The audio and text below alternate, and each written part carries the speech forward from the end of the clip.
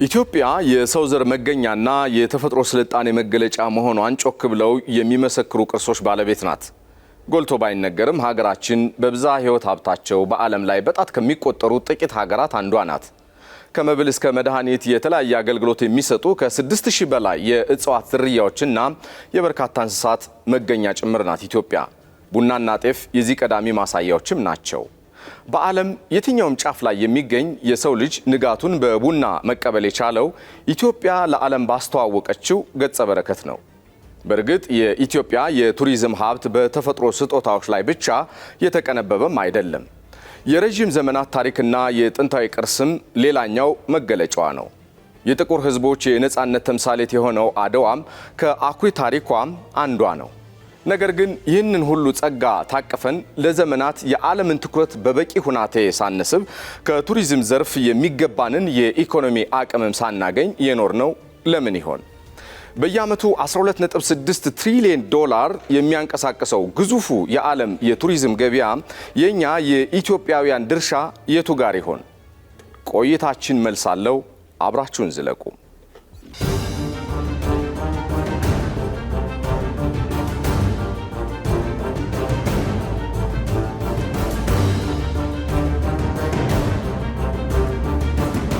የማርኬቲንግ አባት በመባል የሚታወቀው ፊሊፕ ኮትለር ማርኬቲንግ ፕሌስ በተሰኘው ታዋቂ መጽሐፉ ላይ እንዳሰፈረው ሀገራት የራሳቸውን ልዩ መለያ ወይንም ብራንድ ፈጥረው ዓለም አቀፍ ትኩረትን መሳብ ካልቻሉ የተፈጥሮ ጸጋዎቻቸው ብቻውን የኢኮኖሚ ትርጉም አይኖረውም ይላል።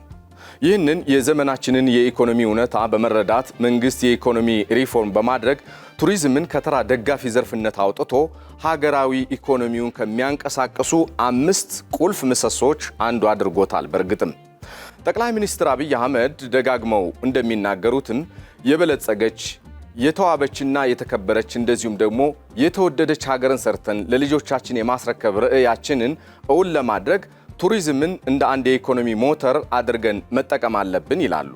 መረጃዎች እንደሚያመላክቱት በዓለም አቀፍ ደረጃ በየዓመቱ 10 በመቶ የሥራ ዕድል የሚፈጠረው ከቱሪዝም ዘርፍ ነው። በኢኮኖሚው ረገድ አሜሪካ በዓመት እስከ 215 ቢሊዮን ዶላር፣ ስፔን 107 ቢሊዮን ዶላር፣ ፈረንሳይና ቱርክን በመሳሰሉ ሀገራት ደግሞ በቢሊዮን የሚቆጠር ዶላር ሲያስገቡ በአፍሪካ ደረጃ እንኳን ግብፅ 15 ቢሊዮን ዶላር ከቱሪዝም ታገኛለች። የኢትዮጵያ ራዕይም ከዓለም የቱሪዝም ገበያ በሚገባት ልክ ተቋዳሽ መሆንን ነው። ኢትዮጵያ ቱሪዝምን የኢኮኖሚ ሞተር ለማድረግ የጀመረችው ጉዞ በተጨባጭ ተግባር የታጀበ ነው። ቀዳሚው እምቅ አቅምን ጥቅም ላይ ለማዋል ማነቆ የሆኑ ችግሮችን መፍታት ነበረ። ለዚህም ዓለም አቀፍ ደረጃውን የጠበቀ የእንግዳ አቀባበልና የሰው ኃይል ብቃትን ለማሳደግ የመሰረተ ልማት ግንባታ፣ ዲጂታይዜሽንና የአገልግሎት ጥራት ማላቅ ስራ በሰፊው ተሰርቷል። በሀገራችን ቱሪዝምን በታሪካዊ ቅርሶች ላይ ብቻ ከማንጠልጠል ይልቅ ገበታ ለሀገር፣ ገበታ ለትውልድ በሚሉ ግዙፍ ፕሮጀክቶች እንደ ወንጪ፣ ጎርጎራና ኮይሻ ያሉ መዳረሻዎች ለምተዋል። በዚህ በአዲስ አበባ የተሰሩት የኮሪደር ልማቶችም አንድነት ፓርክ፣ እንጦጦና የሳይንስ ሚውዚየም ዋና ዋና ከተማዋን የትራንዚት ማዕከል ብቻ ሳትሆን ቱሪስቶች አርፈው ቆይተው የሚዝናኑበት መዳረሻ አድርገዋታል። ከመሰረተ ልማት ግንባታ ባሻገር የቅርስ እድሳትና የማስመለስ ስራም በስፋት ተሰርቷል። ለ100 ዓመታት ሳይታደስ በመቆየቱ አሳዛኝ ሁናቴ ውስጥ የነበረው የጎንደሩ ፋሲለደስ ግንብ ለቀጣይ 50ና 60 ዓመታት በሚያገለግል ትውልድ በሚኮራበት መልኩ ታድሷል። ብሔራዊ ቤተ መንግስት ከአስፈሪነትና ከተረሳ ግቢነት ወጥቶ ዛሬ በሚሊዮኖች የሚጎበኝ የውበት ማዕከል ሆኖ ቀጥሏል።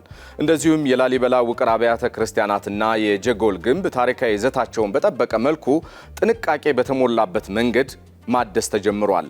ሌላው ባለፉት 7 ዓመታት ብቻ በተለያዩ ዘመናት ከሀገር ተዘርፈው የነበሩ ከ35 በላይ ታሪካዊ ቅርሶችን ወደ ሀገራቸው መመለሳቸው የመጎብኘት አቅማችንን የሚያጎለብት ሆኗል። አዲስ አበባ የአፍሪካ ህብረትና የተባበሩት መንግስታት ድርጅት የኢኮኖሚክ ኮሚሽን መቀመጫ መሆኗን ተጠቅመን የኮንፈረንስ ቱሪዝምን ወይንም ማይስ ኤንድ ስቶፕኦቨር ቱሪዝምን ማሳደግ ትልቅ የውጭ ምንዛሬ ማግኛ ስልት ተደርጓል። ታዋቂው ጸሐፊ ናይጀል ሞርጋን ዴስቲኔሽን ብራንዲንግ በተሰኘው ስራቸው እንዳስነበቡት አንድ ሀገር ውጤታማ የምትሆነው ይላሉ የተፈጥሮ ጸጋዋን በመተማመን ብቻ ሳይሆን ያንን ጸጋ ስልታዊ በሆነ መንገድ መቅረጽና ማስተዋወቅ ስትችል ነው።